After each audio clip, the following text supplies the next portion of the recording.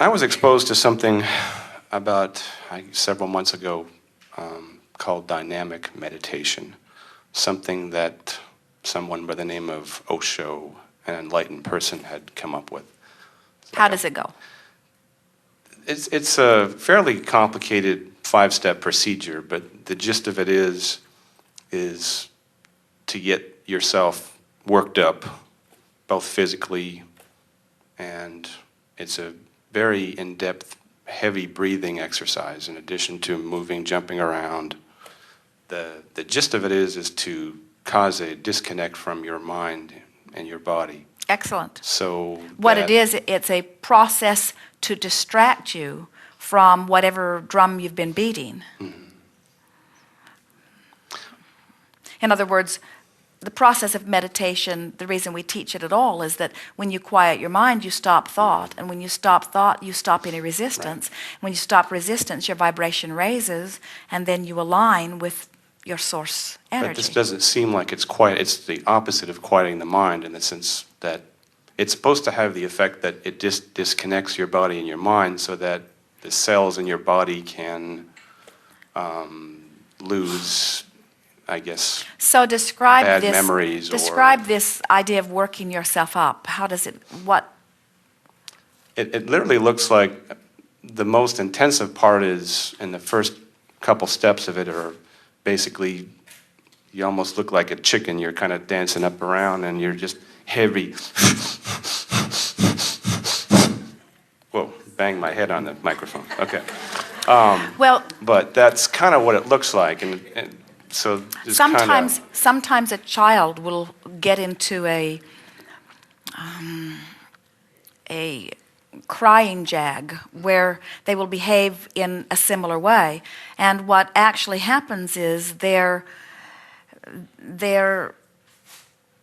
physical experience becomes so dominant that they get distracted from whatever was bothering them that caused the disconnect to begin with, and so then they reconnect.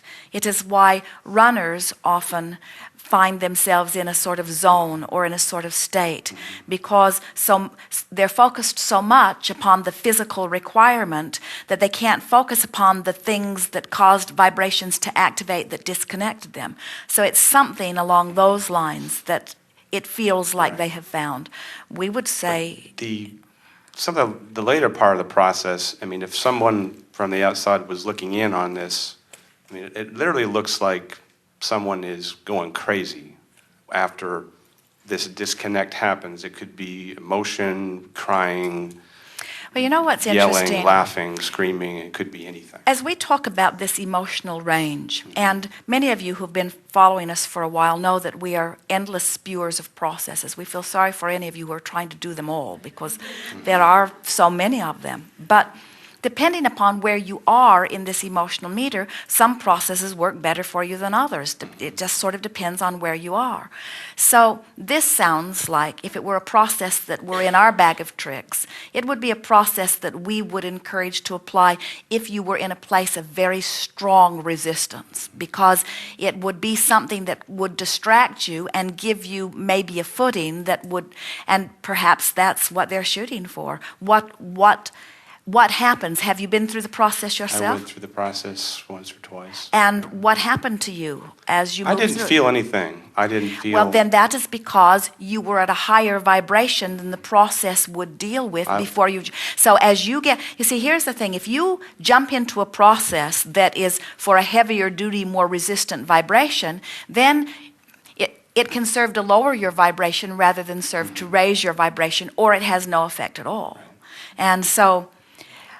the reason that we are talking even today about this process of moving up the emotional meter is because so many of those who come to these gatherings, who are usually at lowest point in a place of overwhelmment or frustration, are now meeting with people who are experiencing more despair. And so you needed some tools that would help those that were in the stronger resistant areas to bridge. Sometimes as a gathering like this proceeds and someone with a very dense, heavy vibration sits in the chair and we try to talk them out of it, many of the people in the room can't relate to it at all. In other words, it just depends on where you are. Right. Okay. Very good.